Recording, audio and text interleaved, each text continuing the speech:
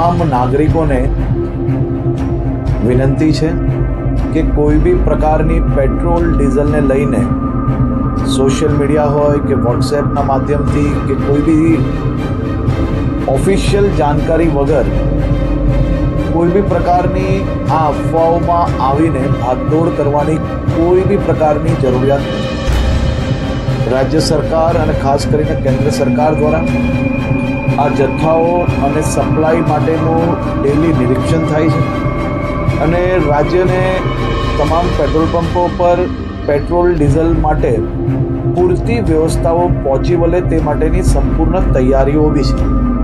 મારી રાજ્યના સૌ નાગરિકોને બે હાથ જોડીને વિનંતી છે કે આ પ્રકારની વાતો કોઈનો બી વોટ્સએપ મેસેજ આવ્યો હોય અને સીધું જ આપણે બીજા લોકોને ફોરવર્ડ કરીએ.